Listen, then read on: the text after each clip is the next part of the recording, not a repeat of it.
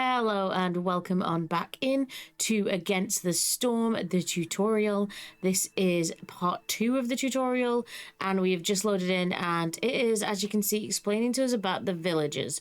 So basically, to sum up what it's saying is that the villagers have resolve, or like happiness essentially, and you have to keep that happy or people will leave your village. And each like species that we experienced last time has different needs and different wants. I kind of flick through a few of them in there. I do recommend, if you're playing this game, spend a little bit of time looking at them, but it seems to be things like clothing and specific food types, specific house types, things like that, that each little type of villager wants something slightly different. And then it also points out to us these new areas. We didn't have these in tutorial 1, and these are fertile ground where farms can grow farming crops, which is pretty cool because obviously food is one of the things that runs out most in these kind of survival colony sims, and what ends up really damaging you or messing up your game. So it was really cool that there's a whole new type of that, and that's a farm. And then it kind of tells you overview mission. It wants us to build a farm, make some grain, and run a tavern to make the humans happy. So essentially the goal for the whole thing is to get the humans resolve up to level 30. So make the humans like as happy as they can be. So we start by placing the farm, which we unlocked. Again, if you haven't seen part 1, this is where I'm going to be like, hey, maybe go back and check out part 1 of the tutorial, because it's going to explain a lot of the basic building blocks that I'm placing down, and I don't really want to go over stuff that we've already done. So please check it out. I'll put a little link up here so that you guys can press on that and go check that out as well. This is also a really good time to shout out myself and ask you, if you are enjoying the video and you do like the content, to maybe subscribe or drop a like or a comment. I do really enjoy reading people's comments and feedback. So if there's a particular part of the video you enjoy, don't enjoy, or just something that you think's funny, please leave me a comment, tell me all about it, because like I said, I really enjoy reading those and I enjoy learning from them and adapting, and also finding out what kind of games people like that are watching, so that we can try and hunt out games like that. While I'm on that, and while we're building up this structure, if you do have any games that you think I'd enjoy playing based on the games you've seen me play on the channel, I always do take recommendations. So if you want to drop that in the comments as well, I will be more than happy to give it a go. Obviously, preferably if they're free or in demo form, that's amazing. If not, it may take me a little bit longer to get around to playing them, but I will do my best to give anything that people suggest a try. So here we are in the game, and we've kind of set up our farm, and you have to also place the fields on the fertile ground, which is like the green fluffy ground there, and you can only place fields on that ground. And then once again, we've got our objectives, which is similar to what we had in the first level. This time they want us to build the farm and to build enough farm fields, so essentially we're just waiting for that to happen. Also, I have put down the basic resource structures, so I have made sure that we have a stone cutter and some wood cutters. Again, why and where you put them and what you do with them is all kind of explained in the first part, but also if you play this kind of game, you'll understand the basics. Wood cutters and stone cutters are numero uno, and food producers are numero uno also. I was about to say numero duo, but really they're not, because if you run out of food, you die. If you run out of wood, you just can't build something.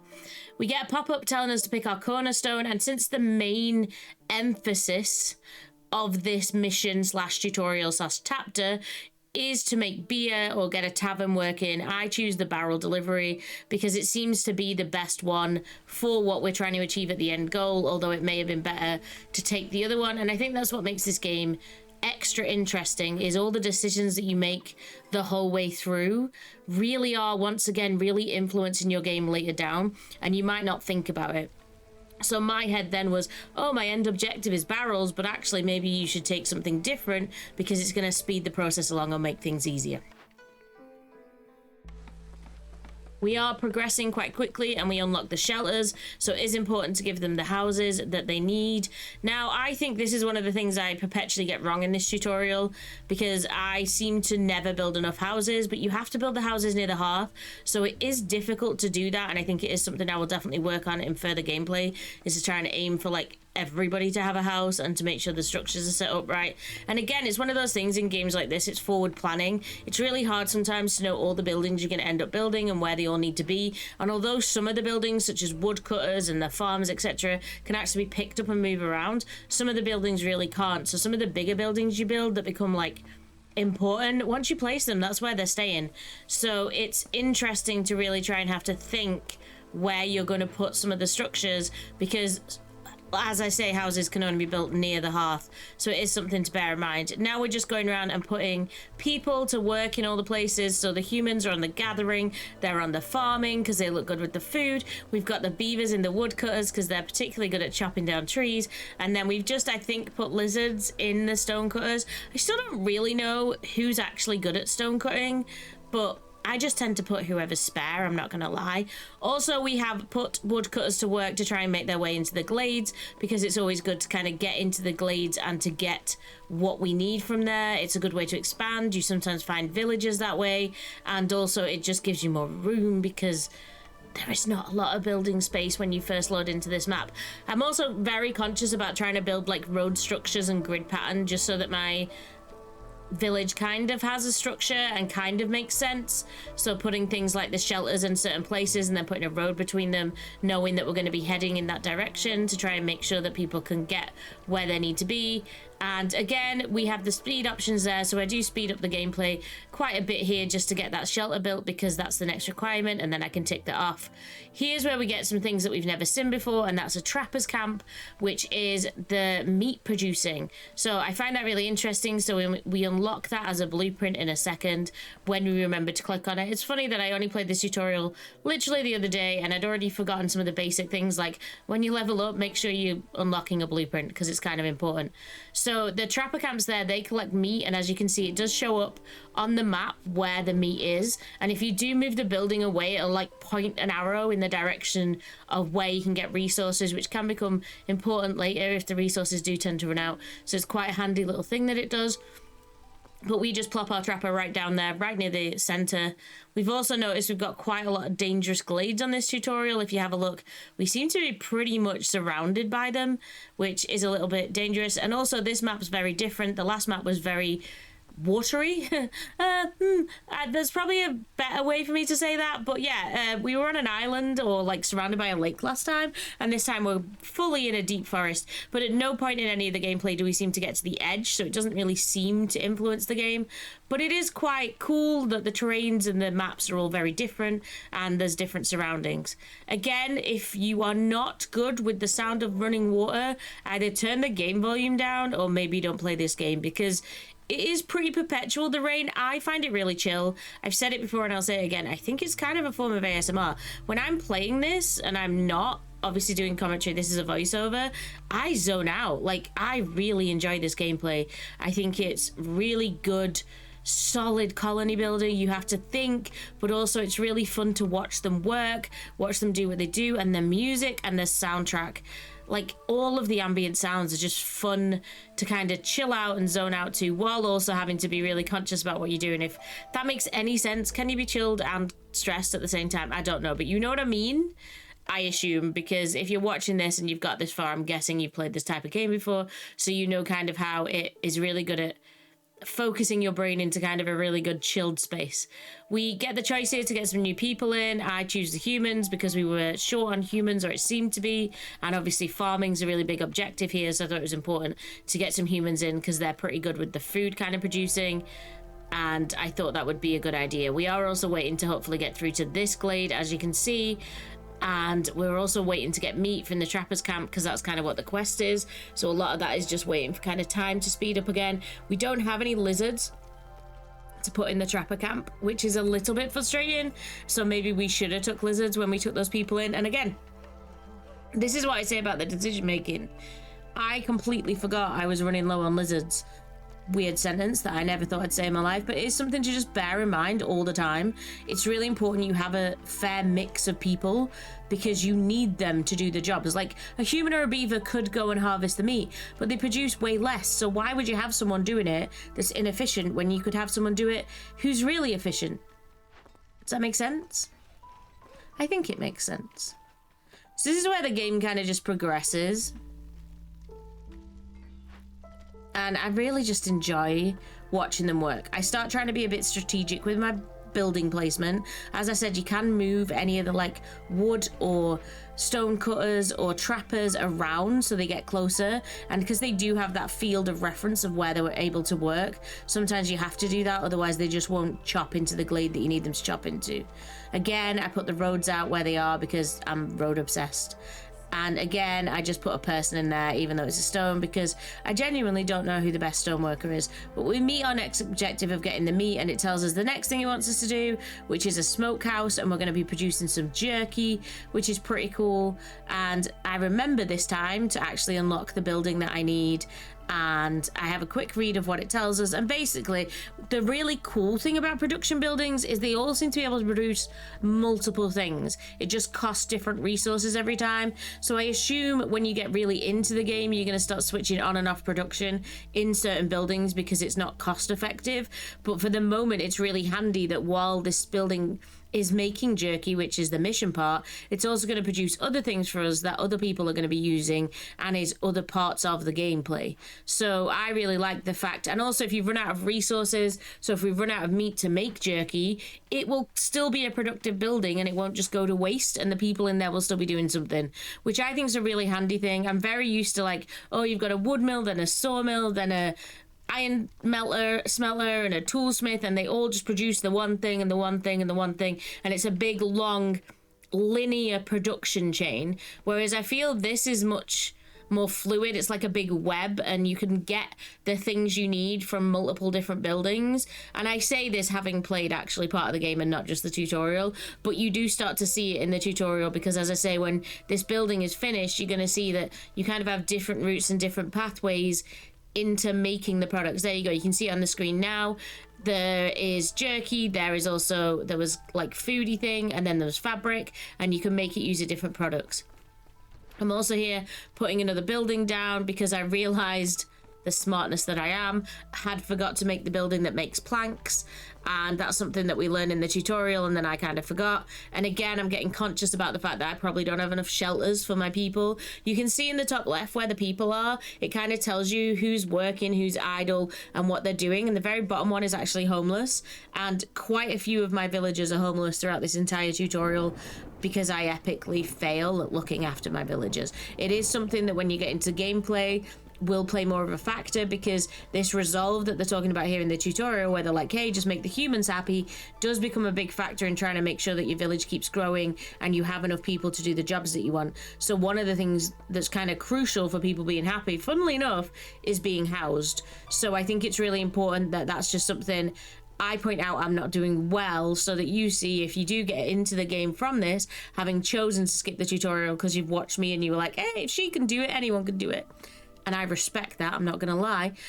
You just bear in mind that housing management is a much bigger factor than I made it look like. So as I said here, you can see that you can select meat or insects to create the jerky with, and that means that if you run out of one resource, it'll use the other. You can also tell it which one to favor over the other, so you can be like, hey, use this, but if we run out of this, I guess you can use this. And I just really think that's a really smart production system, and it's something this game's really obviously thought about. Again, it ties into sometimes games can all seem the same when you get this kind of game, like, because like I said, you build a woodcutter, you build a sawmill, you make planks, you then build higher fancy buildings because you've got planks, but don't worry, if you've got wood you can still build something. And every game has a structure of that, and I'm not complaining, because that's why I like these games, because I can understand them. Whereas I feel this one's really thought about that production, not only for the different ways you can make every product, which is more realistic, because, you know, yes, you would be able to make fabric out of 6 different objects. You wouldn't necessarily only be able to use one certain crop that you can grow at one certain type of year, but also the way that the people affect that production. So beavers like to work with wood and technology, humans like to work with plants and herbs and anything to do with farming, and also anything to do with beer, respect that. And then you've got the lizards who like the meat production and kind of like that angle. And I just think the thought and level that's gone into that makes the game something different from other city builders and makes it stand out to me. Now, you may disagree, you may be about to tell me about a colony sim or a city sim that you've played that you're like, no, they've, you know, this is really common. Have you never played X, Y, and Z? And the answer probably is that no, I haven't. So like I said earlier, if you've made it this far, pop that in the recommendations for me. Pop it in a comment. Tell me that if I like this one, I should probably like X, Y, or whatever, and I will give it a go. And I would be curious to see whether anything out there really does have a similar system to this, because I find it quite unique from many of the ones I've played before, and I've played a lot. I also find it very enjoyable. I like the system, and I'm really enjoying my time playing it.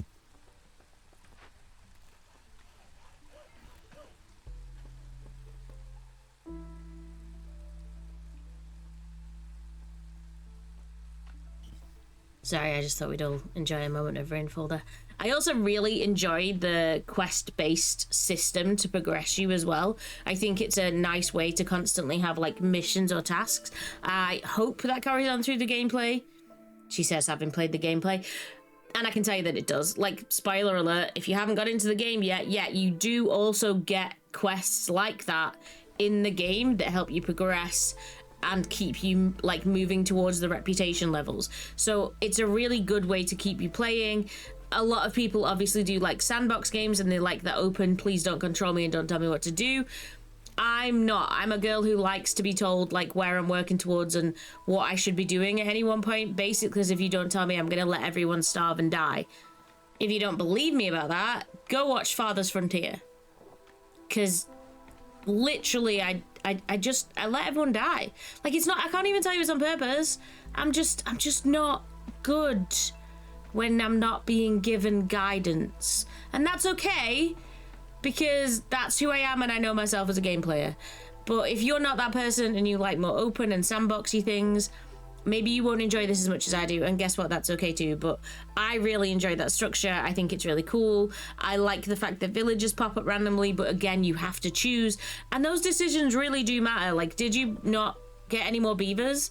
Well, how are we cutting down enough woods? Because all your beavers left because they're mad at you because you didn't do X, Y, or Z. Again, I just think it's a really clever but easy way to kind of understand and sort the game out. And again, here it's kind of a pretty chill level at this point. It's progressing along quite nicely. We've gone into quite a few glades. We've got the crops that we need. We're moving along with the story. I'm so chill and relaxed, by the way, that I don't even notice that I've completed an objective and should have moved on to the next one, because I'm just like, oh, I'll get this guy over here and we'll get these trees chopped down, and then this is where I realise. And then we move on to here, and now we need to build a brewery. So this is the cool part, because the humans like to get drunk, and I feel like somebody came in and tapped into my brain and said, what would you want humans to do in a game? And the answer would be get drunk. Like, whenever I play other games, I always like the Vikings, because they always make the Vikings the drunkards, which is very stereotypical, but also probably true. But I always like that culture, whichever the culture is that opens a tavern and gets a little bit drunk. They're usually the race that I choose to play if you get to choose twin races. And I think that's one of the reasons I think I like this so much, is that I've played a lot of other games where you get to choose and you're like, are you going to be the Vikings or the Amazons or the Romans? Who are you going to be today? But I like the fact that you don't have to pick. You can play as all the different cultures and you have to kind of make them get along with each other, which is an interesting element. And yes, if anyone knows me, I was just talking about Settlers when I talk about that then, and my go-to OG game for this kind of thing was Settlers. If you don't know what Settlers is, you are younger than me, and that's absolutely fine, but I'm old. So I started back on Settlers 2 on a PC. Somebody brought me around on a floppy disk and I played it for years, was obsessed with it, got the 10-year special, have recently actually played the beta of the new version that they're bringing out. Was not overly thrilled with it, but I think the reason I lost my love for Settlers is because Settlers moved away from being this kind of game.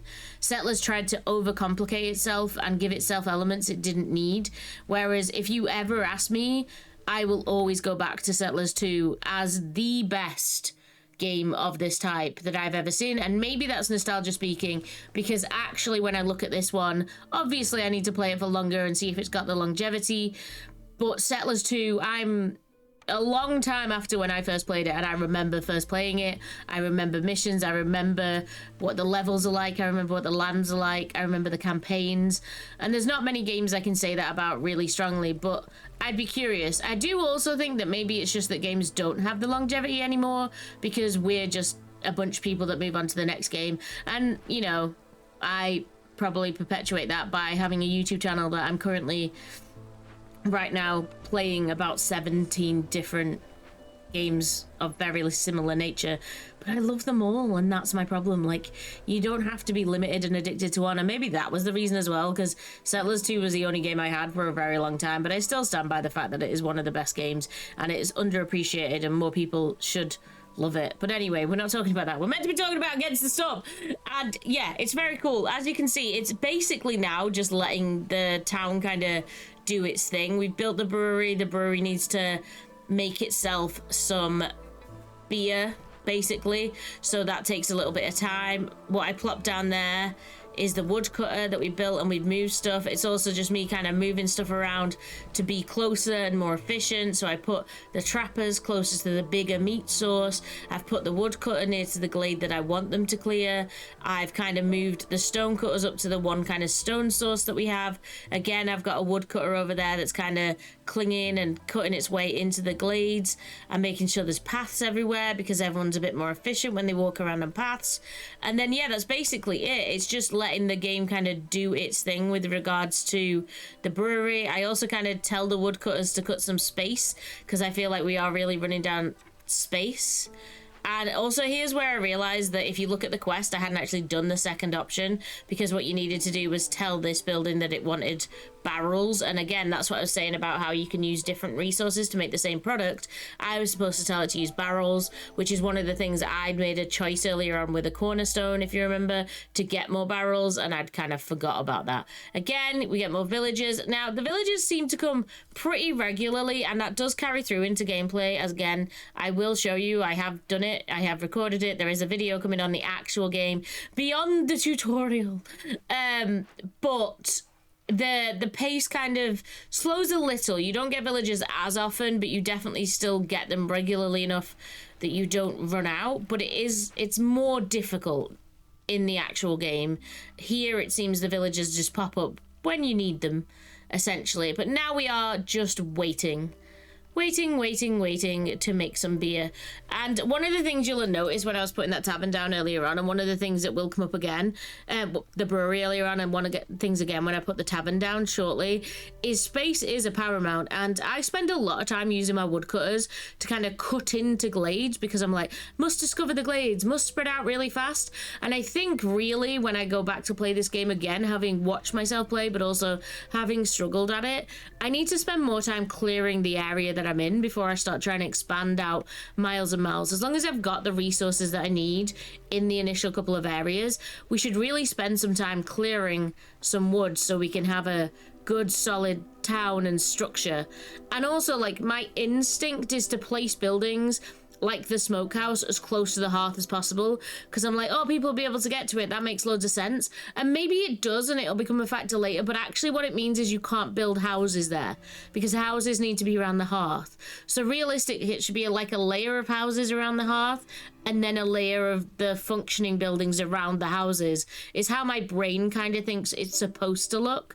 But I haven't got to that point yet where I'm actually artistically designing my cities, which is one of the things I really like to do, and why we all play way too much SimCity in our lives. But it's just not something that seems to be a factor yet. I just think it is going to be a factor. Waiting for the ale to be made in the brewery does take a little bit of time. I'm not going to lie to you, but it's just a time to kind of get used to the game, and that's kind of one of the cool things about the tutorial. However, obviously I do speed it up a bit, because otherwise you will just sit staring. What I have found, and again, I know, spoiler alert, when you get to the gameplay, I did not use the speed button as often, because you're in the game and it all feels very live, and you're not, although there are quests and goals, you're not trying to meet them in the same way. They're things that happen as you build your city rather than objectives to get through the tutorial. I don't know if that makes sense, but it makes sense in my head. It became less of a focus and just more of a thing that was there that you were working towards. Like I said, I like to have goals and lines and a general idea of what I'm supposed to be doing, but less so of a like, this is all we're thinking about. Whereas I think in tutorials, all you think about is, okay, must build a tavern. So here we go, getting ready to build the tavern, and one of the things I am sort of doing is moving these buildings over here to get some more stone, but also out of the way because I'm going to kind of use the space that they're in to build the tavern in. So I knew that I wanted to kind of put the tavern up near the brewery, so I knew that it made sense that I kind of wanted these roads removed and to get some space up here for the tavern, because the tavern is quite big. Look at it. It's massive. But yeah, so I take the roads out of the way around here. Again, it's easy to rotate, by the way. You can use Q and E, or you can actually just use like your center mouse wheel. That's what I do. I just click it and rotate. And then you can fit the tavern there next to the brewery, which makes sense, because if you're going to be producing the ale, you want to be selling it relatively close by.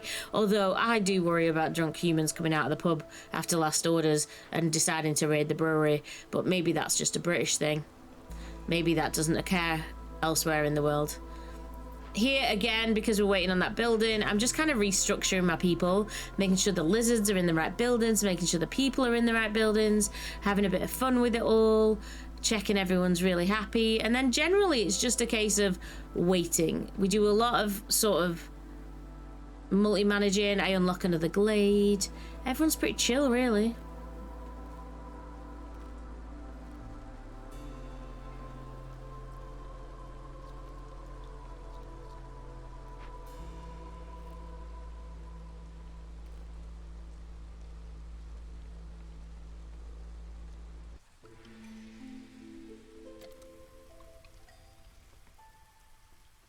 See what I mean about the music though? Like, because it's cyclical as well, so you get storm and then drizzle, and then storm and then drizzle. It changes just enough that you don't, like, chill out too much, but not so much that you're not relaxed the whole time. It's such a strange thing, because it feels tense. Also, look at this. Sorry, now it feels tense. One of the options is cannibalism. Like, when people die, you get meat. I wasn't prepared for that as an option. Wasn't prepared for that as an option at all.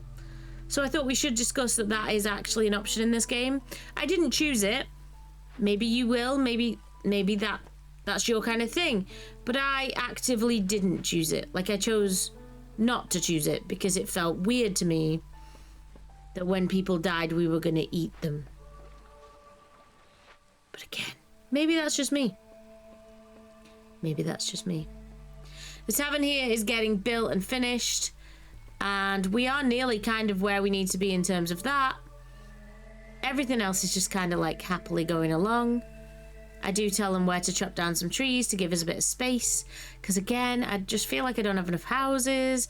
I don't feel like I'm taking care of people well enough. So it's just generally a good look around to check. And then my tavern is finished. I don't notice. And I move my woodcutter up here so we can chop some trees down. And then maybe we can get some new glades cleared, which would be cool. But yeah, again, don't notice. Like, how are you all seeing that? Tavern, right there. The objective, the mission. And we're just ignoring it because I'm too busy building a path to me woodcutter. But that sounds about right for me. You have to put some people in the tavern. So I actually think I end up hiring one of every kind. Yeah, I do. So I put one of every type of person in the tavern because I just think that would make it a friendlier place for everyone to visit. Like, do you know what I mean? I don't want anyone feeling like they don't belong. So I just thought if we had one staff member of each, I think it's probably not the way you're meant to do it. Like, I think you're meant to put a particular person in that's really good at running taverns. But yeah, I kind of liked it this way. Also, one thing that I think is really cool about this game, well, actually, there's a lot of things really cool about this game, is that you could kind of end up with neighborhoods. Like, so you could have a human neighborhood with the tavern because the humans are the ones that like the tavern. But then you could have a lizard neighborhood with the jerky, but then maybe you'll have like a communal area. Maybe that's where the tavern is and they all come hang at the pub together. Like, I really just sort of want to build a sprawling city and see how far it goes and how happy you can make everyone living together. I just want to know if you can just make everyone be friends. And do you ever get like human beaver babies and human lizard babies? Like, I definitely haven't got that far if that's an option, but I want to know. Like, is that something we're going to be able to develop? As you can see here as well, we complete this quest, and then completing this quest, we immediately complete every other quest in the game. So clearly there was other things we needed to do, but we'd done them all in the time it took. But we do level up. So level 2 in our gameplay. We get a lot of little perks for that, as it would seem. And we get to go continue, which brings us out to this menu here. And it lets us know that the world is vast, ever-changing place. And it shows you, like, the tutorial towns, as you can see there. And then our goal as Viceroy is to help rebuild like the whole city, which is pretty cool. And the resources that we gain in doing like the town / mission / quest / whatever you want to call it is to upgrade your city. So this is like this is almost like a research tree that you sometimes see in games like this, but you unlock certain things as you come along. So some of them, like the queen is more patient with you and you get more resources in the citadel. Some of them you get certain production bonuses as soon as you start your city. So it is quite cool because obviously the more you do, but again, choices. We like a game with choices because it means that every time you play it, it can be that little bit different. But also it means you become a master of it because you make the choices of what to unlock correctly first. And we then come back out of the citadel, which you never seem to get to actually go inside, which is a shame. And it lets us know the world is governed by a cycle of Blightstorm. And it is upon us now, and to press the button.